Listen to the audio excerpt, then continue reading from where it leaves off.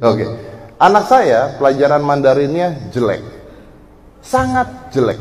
Karena dia juara, maka dia stres karena pelajaran Mandarinnya jelek. Dan ketika dia stres, saya marahin anak saya. Kenapa kamu harus stres? Ya karena kalau misalnya, because if I don't do this, I will not be number one again in the school. Dan saya nanya, siapa yang minta kamu jadi nomor 1 di sekolah tuh siapa? Buat papa, yang penting naik kelas doang. Nggak perlu jadi nomor 1. Itu juga naik kelas tuh bukan gara-gara papa pengen kamu pinter, enggak. Soalnya kalau kamu nggak naik kelas, papa bayar lagi. Itu doang. Yang penting naik aja. Udah gitu doang. Udah penting naik. Udah. Banyak orang tua yang salah. Salahnya begini. Kalau seandainya Anda punya anak menggambar di sekolah pinter, tapi matematikanya jeblok. Zaman saya dulu, ini kejadian di hidup saya. Matematika saya jelek, menggambar saya bagus. Saya dimarahin sama orang tua saya, sama ibu saya. Kalau ayah saya nggak pernah marah saya jelek. Saya nggak naik kelas 2 kali anyway. Itu bukan sesuatu yang membanggakan, tapi menarik untuk diceritakan. Ibu saya memanggil guru les matematika untuk ke rumah. Ngajarin saya matematika. Apa yang terjadi? Yang terjadi adalah matematika saya yang tadi nilainya 4. Setelah panggil guru les, jadi 5,5. Tapi seni menggambar saya nggak naik-naik.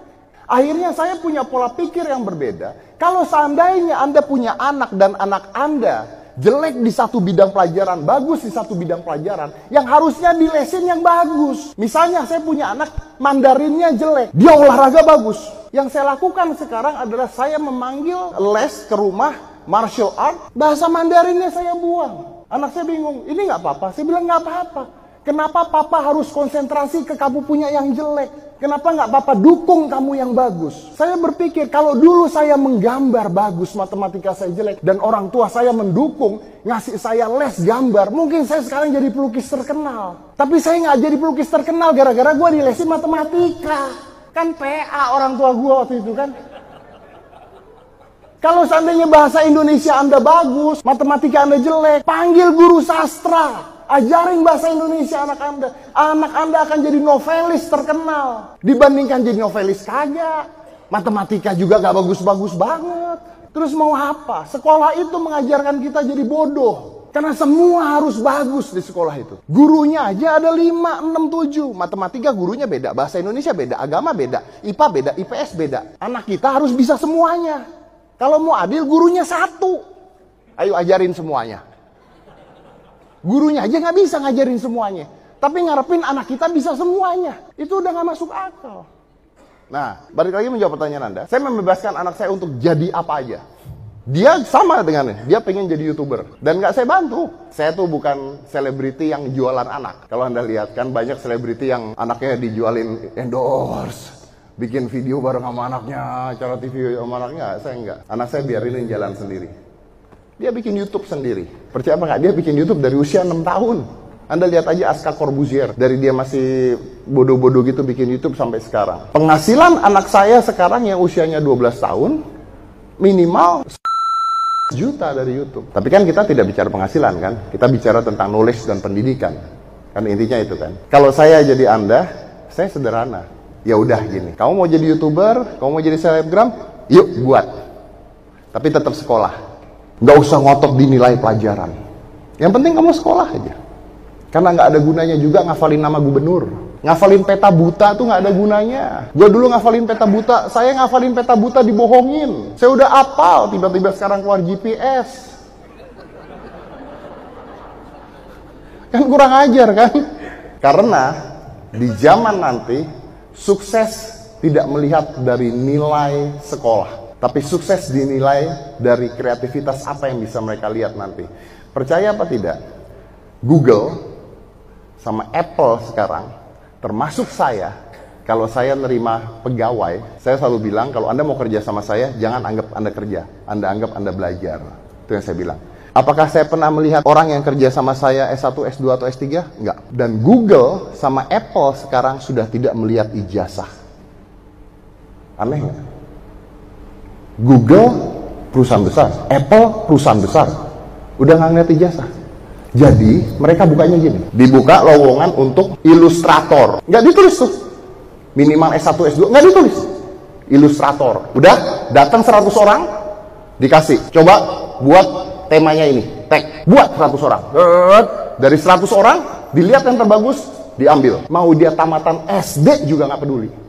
Kenapa? Karena kan yang mau dijual, yang mau dikerjakan kan ilustratornya. Bukan S1, S2, S3-nya. Berapa banyak anak S1, S2, S3, The Cafe yang nggak bisa gambar. Anak S1, S2, S3 komunikasi, suruh berdiri di sini ngomong dengan kalian, belum tentu bisa ngomong. Saya butuh orang bekerja buat saya, untuk ngedit video contohnya. Saya nggak bilang, minimal S2. Ada berapa orang datang? Nih, gua kasih mentah, editin. Begitu saya edit, saya lihat, tek. Oh, ini paling bagus. Kasih lagi, 2 kali. Tetap paling bagus. Oke, lu kerja sama gue. Gue nggak nanya dia S1 apa S2. Yang gue tahu adalah, dia bisa ngedit bagus. Ketika saya tanya, lu lulus S1 apa enggak? Enggak lulus. SMA. Kok bisa ngedit bagus gini? Ya karena saya nggak ada kerjaan di rumah, jadi saya ngedit video. Jadi saya main komputer, nyoba ngedit video sendiri dan begini. Yang gue butuhin itu, buat apa gue punya pegawai ijazah S2 kalau misalnya nggak bisa ngapa-ngapain? Dan lama-lama perusahaan nanti tidak akan melihat nilai IPK Anda. Tapi apa yang bisa anak Anda lakukan itu yang dilihat. Udah dilakukan kok sama Google, udah dilakukan kok sama Apple. Mereka udah nggak lihat itu. Mereka ngelihat, nih gue kasih tugas kerjain. Hasil paling bagus kerja sama gue. Mau tamatan SD juga nggak peduli. So, to answer your question, I think sekolah tetap penting. Biarin aja mereka berkreativitas karena masih muda, masih kecil usianya. Jangan ditekan, biarkan mereka bermain. Saya tuh selalu bilang sama anak saya, kalau di rumah main aja, kreativitas aja. Kalau kelamaan di sekolah mereka nggak bisa belajar hal lain. Saya tuh nggak setuju loh sekolah sampai jam 3 tuh saya nggak setuju. Saya tuh setuju sekolah tuh jam 8 sampai jam 12, udah gitu. Karena kalau sekolah dari jam 7 sampai jam 3 atau sampai jam 5, itu anak nggak bisa belajar hal lain. Itu anak belajar semua yang sama, nggak bisa belajar hal yang lain. Ketika mereka bilang mau jadi YouTuber atau mereka mau bilang mau jadi apa, dukung aja. Ya oke, let's go, do it. Coba, bisa nggak dia bertanggung jawab? Bisa nggak? Mau jadi YouTuber kan? Bener kan? Ya oke, yaudah, coba bikin video. Coba edit. Nanti dia akan belajar ngedit, dia akan belajar bikin video, because it's their patience. Tapi sekolah tetap, yang penting naik kelas aja, nilai nggak perlu bagus.